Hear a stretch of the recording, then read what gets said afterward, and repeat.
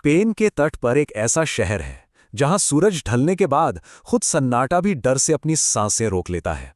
ये कहानी है सालोब्रिया की, एक ऐसी कहानी जिसका अंत एक खौफनाक चीख थी, जो कहते हैं आज भी वहां की सर्द हवाओं में गूंजती है। सालोब्रिया दिन के उजाले में देखेंगे तो ये एक बेहद खूबसूरत शहर है, जिसकी सफ़ेद दीवारें सूरज की रोशनी में ऐसे चमकती हैं मानो मुस्कुरा रही हों। दिन में ये जगह किसी तस्वीर जैसी लगती है, पत्थर से बनी गलियां, चर्च की घंटियों की आवाज। लेकिन जैसे ही रात होती है, यही गलियां एकदम वीरान और खामोश हो जाती हैं, और हवा में एक अजीब, एक अनजानी सी ठंडक घुल जाती है। और इसी शहर में आया था 19 साल का मार्टियो गुरेरो, एक आर्किटेक्चर का स्टूडेंट जो यूरोप की पुरानी इमारतों पर अपनी रिसर्च करने आया था।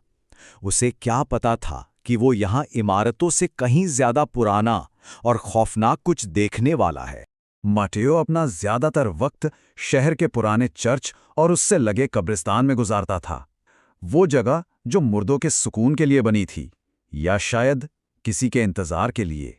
एक शाम कब्रिस्तान में उसकी नज़र एक बहुत ही अजीब चीज पर पड़ी।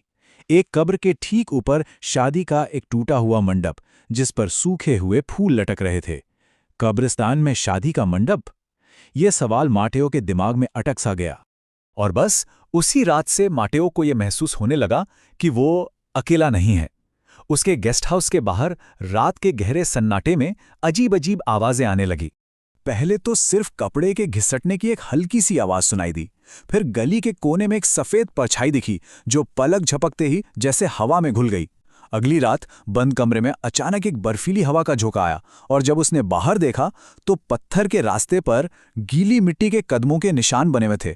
वो कदमों के निशान सीधे उसी पुराने कब्रिस्तान की तरफ जा रहे थे। डर तो बहुत था, लेकिन उसकी जो क्यूरियोसिटी थी ना, वो उसे उन निशानों के पीछे पीछे खींचकर ले ही गए। चर्च की घंटी ने 2 बजाए, रात के 2 बजे। मार्टियो कब्रिस्तान के गेट पर खड़ा था। अंदर की हवा बाहर से भी ज्यादा ठंडी थी। और फिर उसने उसे देखा। उसी टूटे हुए शादी के मंडप के नीचे एक औरत खड़ी थी, शादी के एक फटे हुए सफेद गाउन में। वो ऐसे खड़ी थी जैसे सदियों से किसी का इंतजार कर रही हो। वो औरत बहुत धीरे धीरे उसकी तरफ मुड़ी। उसका चेहरा मौत की तरह सफेद था, उसकी आंखें इतनी खौफनाक जैसे उनमें कोई आत्मा कैद हो, और उसके गालों पर खून के आंसुओं के सूखे हुए निशान थे, और उसके पैर जमीन को छू भी नहीं रहे थे। अगले दिन गेस्ट हाउस के केयरटेकर ने उसे उस औरत की दर्दनाक कहानी सुनाई। ये बात है साल 1889 की। इजाबेला रोमेरो नाम की एक दुल्हन की शादी उसी कब्रिस्तान में होने वाली थी, लेकिन उसका दूल्हा हावियर मोरालेस शादी से ठीक पहले किसी और औरत के साथ शहर छोड़कर भाग गया। बेचारी इजाबेला पूरी रात उस मंडप के नीचे उसका इंतजार करती रही, और सुबह होने से पहले ही टूटे हुए दिल के साथ उसने वहीं दम तोड़ दिया। लोगों ने उसे नाम दिया द डेड ब्राइड, इजाबेला की भटकती हुई आत्मा, जो आज भी अपने उस दूल्हे को ढूंढ रही है जिसने उसे धोखा दिया था। मार्टियो ये सब सुनकर बुरी तरह घबरा गया, लेकिन अब डर सिर्फ कब्रिस्तान तक ही नहीं रहा था। उस रात वो आत्मा उसके दरवाजे तक आ पहुंची। कदमों की आवाज ठीक उसके कमरे के दरवाजे के बाहर आकर रुक गई। दरवाजे के नीचे से एक परछाई दिखाई दी। फिर दरवाजे का हैंडल बहुत धीरे धीरे खुद ब खुद घूमने लगा। दरवाजा खुला, लेकिन बाहर कोई नहीं था। और तभी जब उसने खिड़की की तरफ देखा तो वही औरत बाहर खड़ी थी, अपनी भयानक आंखों से उसे घूर रही थी।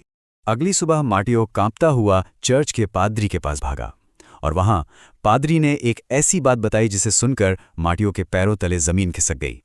पादरी ने उससे पूछा, जब तुम पहली बार कब्रिस्तान गए थे तो वहां से कुछ उठाकर तो नहीं लाए थे? मार्टियो को याद आया कि उसने मंडप से वो कुछ सूखे हुए फूल उठा लिए थे। पादरी ने कांपती हुई आवाज में कहा, तुमने बहुत बड़ी गलती कर दी बेटा। उस आत्मा को लगता है कि उसका दूल्हा उसे लेने वापस आ गया है।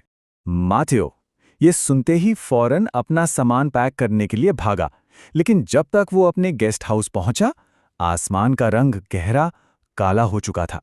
घर की बत्तियां जलने बुझने लगीं, और फिर अचानक पूरी तरह अंधेरा छा गया। तभी बिजली कड़की, और उस एक पल की रोशनी में वो औरत ठीक मार्टियो के सामने खड़ी थी। केयरटेकर ने सिर्फ एक चीख सुनी, और फिर वही मौत का सन्नाटा वापस लौट आया। अगली सुबह माटेओ की लाश उसी कब्रिस्तान में मिली। उसका पूरा शरीर गीली मिट्टी से सना हुआ था और वो उसी शादी के मंडप के ठीक नीचे पड़ा था, जैसे डेड ब्राइड उसे अपना दूल्हा मानकर हमेशा के लिए अपने साथ ले गई हो। क्या उस मृत दुल्हन को आखिरकार अपनी मंजिल मिल गई, या फिर वो आज भी अपने अगले मेहमान का इंतजार कर रही है?